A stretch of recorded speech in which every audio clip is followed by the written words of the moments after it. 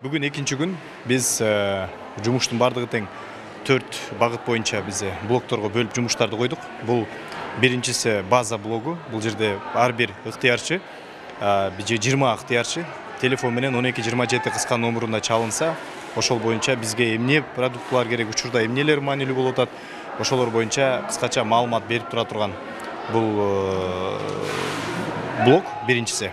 Экинчи ал маалыматтарды биз Баткен облусунан күнүнө 2 жолдан алып турабыз.